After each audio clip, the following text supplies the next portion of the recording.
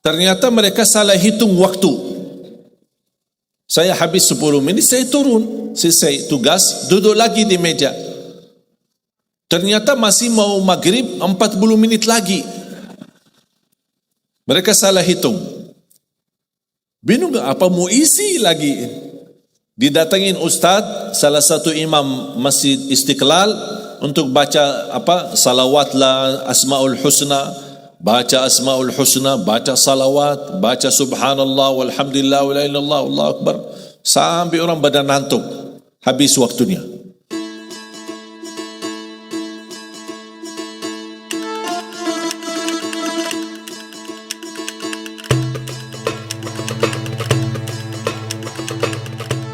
Hidupku bersama takdir. Saya banyak bisa belajar dari perjalanan hidup saya bersama takdir. Saya ingat waktu saya di sekolah SD di Madinah, di Arab Saudi, kelas 1, kelas 2 sampai kelas 6. Saya ingat persis, hampir setiap hari kita diharuskan membayar 1 rial sedekah untuk Palestina. Infak 1 rial untuk Palestina. Itu setiap hari. Jadi saya kalau pergi ke sekolah dapat uang saku dari ayah 3 rial. 1 buat makan, 1 rial buat beli makan, 1 rial buat beli minum, 1 rial buat infak dan sedekah untuk Palestina. Selama 6 tahun kita belajar di SD. Membuat saya di masa itu berkeinginan bisa ke tanah suci Palestina, bisa silaturrahim dan ziarah Masjidul Aqsa. Tapi coba bayangkan, selama sudah berjalan, selama saya di Madinah, belum terkabul cita-cita saya. 2008 saya dapat panggilan menjadi imam tarawih di Masjid Agung Sunda Kelapa di Jakarta. Saya datang, tugas saya jadi imam. Apalagi masyarakat luar biasa antusias ketika kedatangan tamu dari Madinah. Ramai masjidnya. Menjalani tugas selama 1 bulan Ramadan full. Imam tarawih dan imam tahajud. Di saat itu sering bertemu dengan wakil presiden. Waktu itu Bapak Yusuf Kalla. Dan keluarga besar. Ternyata sebagai orang asing, alhamdulillah dapat kemudahan, dapat fasilitas izin tinggal di Indonesia. Membuat saya kalau mau ke Indonesia tidak perlu visa lagi. Jadi bebas ke Madinah, mudik sebentar, balik lagi ke Indonesia. Lama kelamaan betah di Indonesia. Apalagi gara-gara ibu-ibu di Indonesia.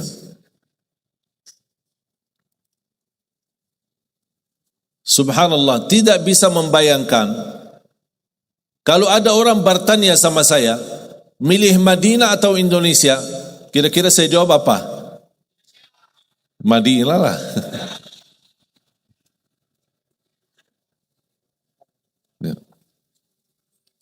Madinah tanah suci. Salat di Masjid Nabawi 1000 kali lipat dibanding salat di Masjid Istiqlal. 1000 kali lipat. Salat di Masjidul Haram 100.000 kali lipat.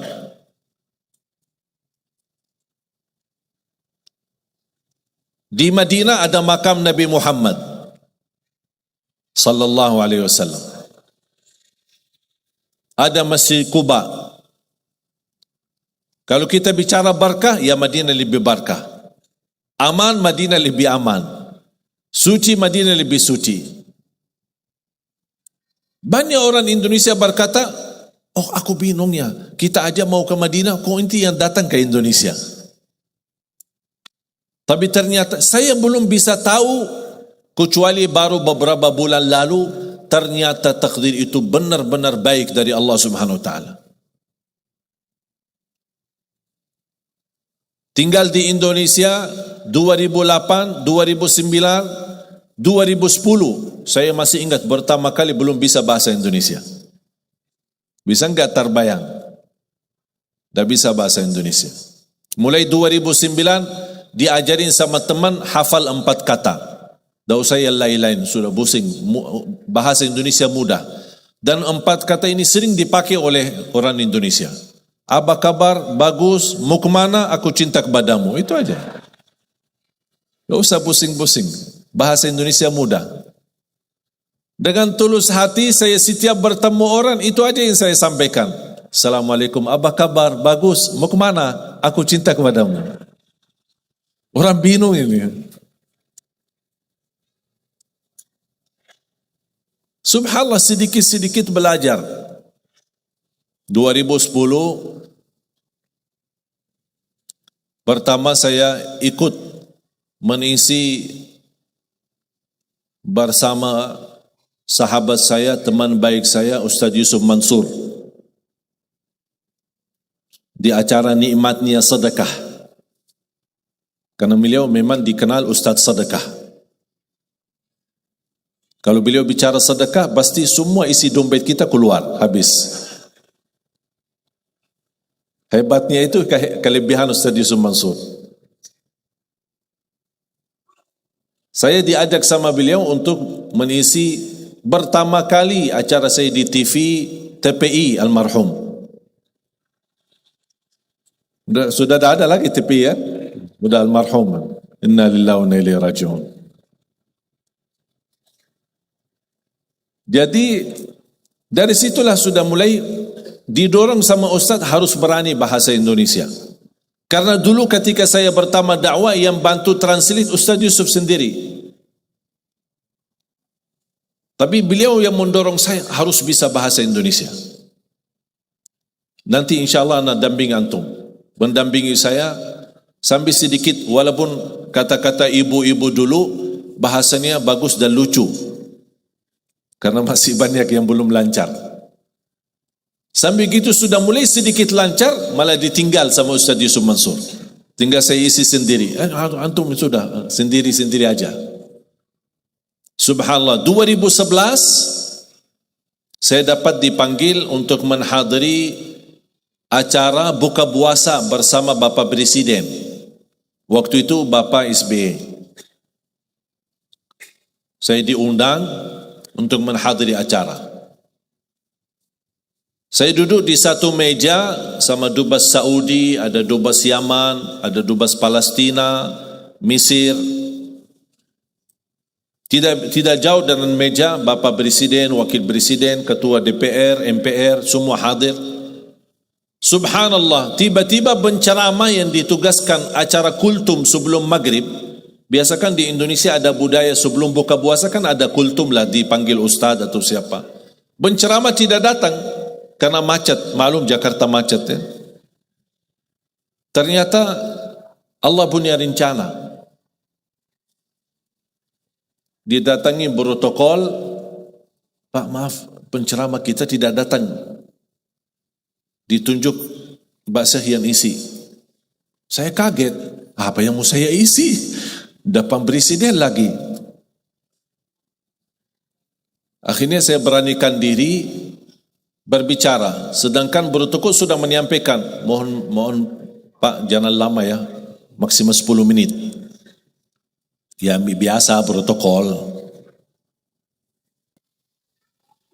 Ternyata mereka salah hitung waktu. Saya habis 10 menit, saya turun, selesai tugas, duduk lagi di meja.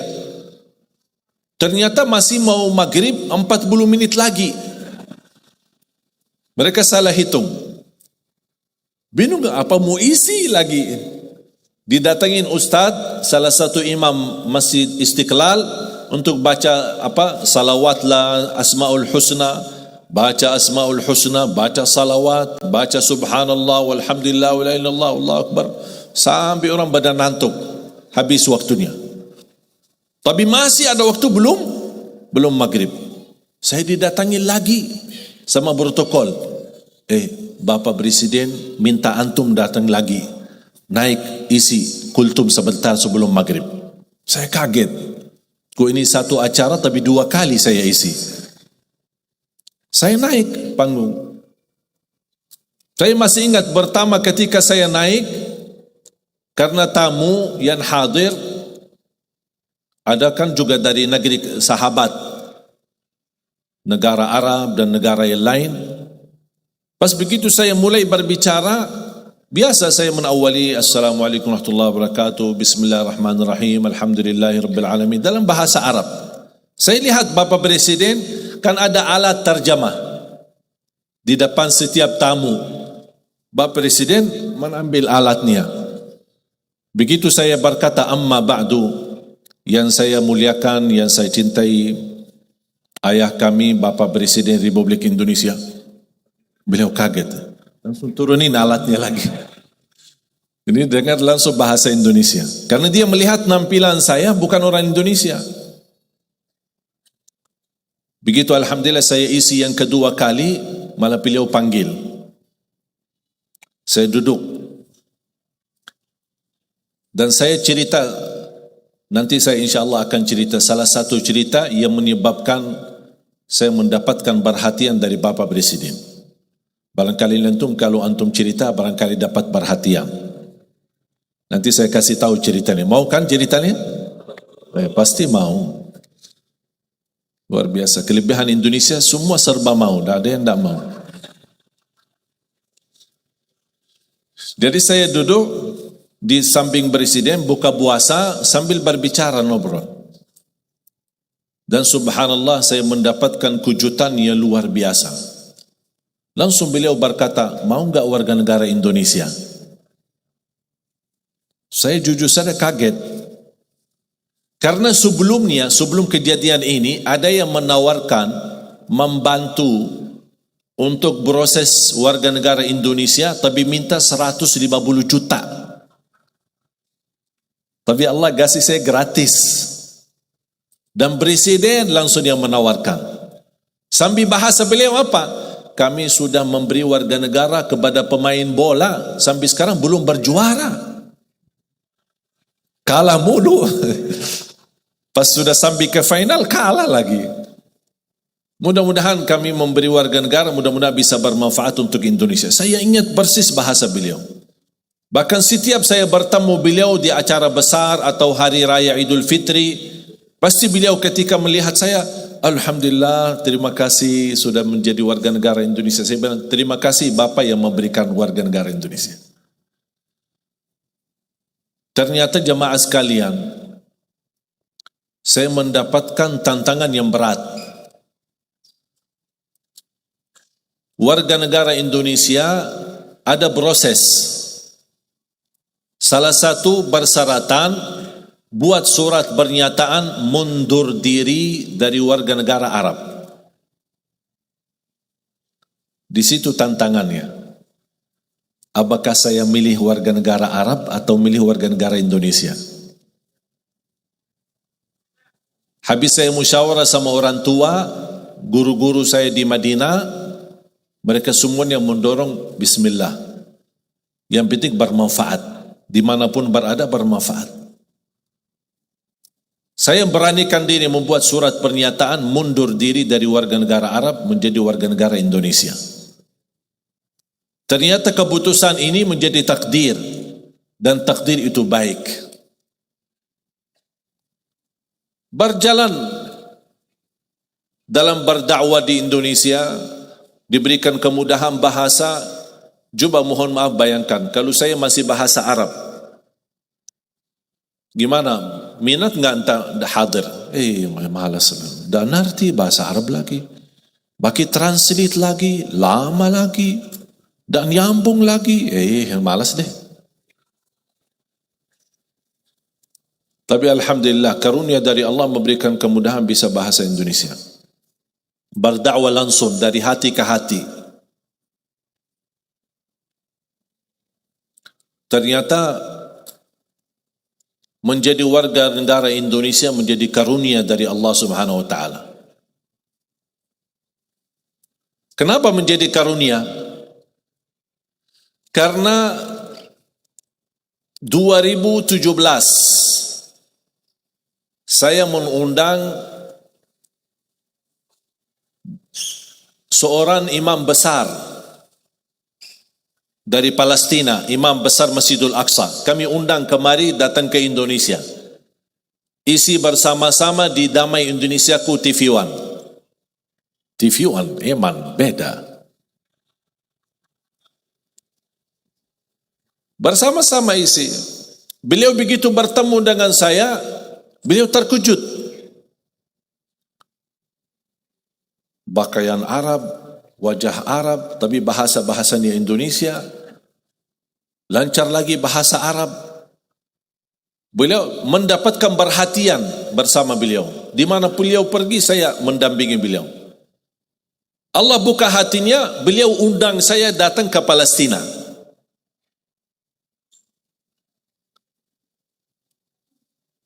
Ternyata istimewa warga negara Indonesia. Karena dengan warga negara Arab saya tidak bisa ke Palestina. Tapi dengan warga negara Indonesia, alhamdulillah bisa ke Palestina. Saya dipanggil, diundang, dijemput, saya hadir. Bahkan lebih daripada itu semua, ketika saya dibawa sama beliau salat maghrib di Masjidul Aqsa, dan tanpa diberitahu, tidak dikasih tahu sebelumnya, tidak diinformasikan, pas muazzin sedang iqamat, qad qamatis salah, beliau imam besar Masjidul Aqsa dari belakang mendorong saya ke mihrab menjadi imam salat maghrib. Berarti kalau Anda mendengar cerita ada orang Indonesia jadi imam di Masjidul Aqsa, itu Ali Jabir. Karena setahu saya belum ada orang Indonesia yang jadi imam di sana. Dan ini semua karunia. Saya tidak pernah minta. Tapi ternyata saya ingat, dulu cita saya di SD, selama kita sumbangkan satu rial untuk Palestina, kapan saya bisa ke Palestina? Ternyata Allah sudah kabulkan, tapi prosesnya harus ke Indonesia dulu. Datang ke Indonesia, mundur diri dari warga negara Arab, terima warga negara Indonesia, baru Allah kabulkan doamu selama ini. Ternyata Allah kabulkan. Walaupun cukup lama ditunggu, tapi ternyata semua apa yang Allah berikan itu luar biasa baik. Lebih daripada itu, saya menemukan sejarah keluarga. Ternyata baru saya tahu kakek saya lahir Indonesia. Lahiran mana? Lombok. Siapa yang dari Lombok? Angkat tangan dari Lombok. Lumayan. 1, 2, 3, 4. Lahir dari Lombok. Jangankan kakek, ayah dari kakek kelahiran Lombok. Bahkan beliau dibunuh oleh penjajah Belanda dan dimakamkan di Ampenan. Habis beliau dibunuh dan dimakamkan, anaknya yang namanya kakek, anaknya pindah atau berhijrah ke Hadramaut.